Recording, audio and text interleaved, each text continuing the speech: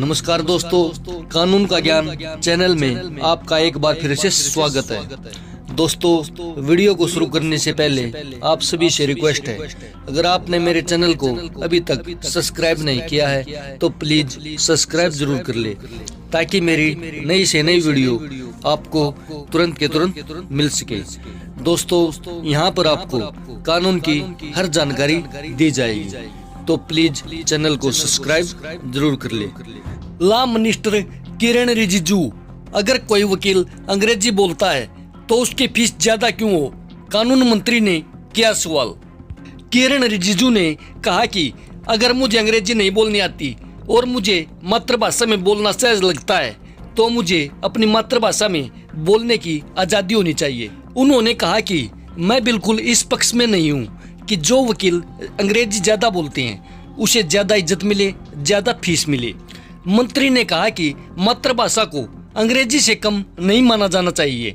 साथ ही उन्होंने कार्यपालिका और न्यायपालिका के बीच बेहतर तालमेल बनाने पर जोर दिया है और कहा कि न्याय के दरवाजे सभी के लिए समान रूप से खुले होने चाहिए।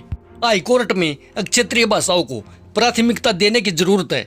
कानून मंत्री किरण रिजिजू ने जयपुर में विधिक सेवा प्राधिकरणों के 2 दिवसीय सम्मेलन के उद्घाटन सत्र को संबोधित कर रहे थे। उन्होंने कहा, सुप्रीम कोर्ट में तो बहस से लेकर फैसले सब अंग्रेजी में होते हैं, लेकिन हाई कोर्ट को लेकर हमारी सोच है कि उनमें आगे जाकर स्थानीय और क्षेत्रीय भाषाओं को प्राथमिकता देने की जरूरत है।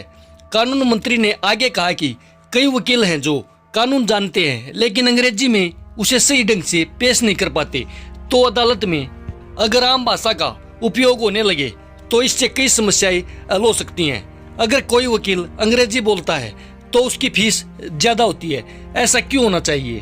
अंग्रेजी ज्यादा बोलने वाले वकीलों पर क्या बोले रिजिजू? किरण रिजिजू ने कहा कि अगर मुझे अंग्रेजी नहीं बोलनी आती और मुझे मातृभाषा में बोलना सहज लगता है तो मुझे अपनी मातृभाषा में बोलने की आजादी होनी चाहिए।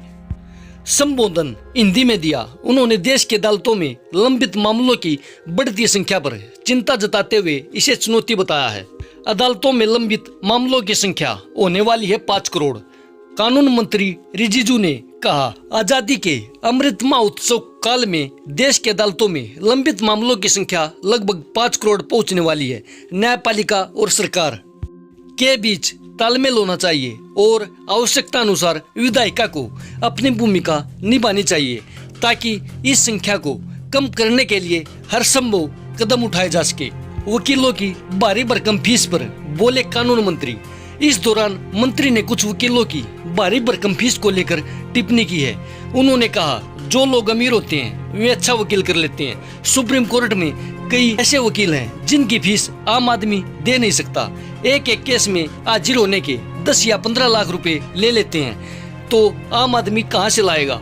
उन्होंने कहा, कोई भी अदालत कुछ विशिष्ट लोगों के लिए नहीं होनी चाहिए। आम आदमी को अदालत से दूर रखने वाला हर कारण हमारे लिए बहुत चिंता का विषय है। मैं हमेशा मानता हूं कि न्याय का द्वार सबके लिए हमेशा व बराबर खुला रहना चाहिए।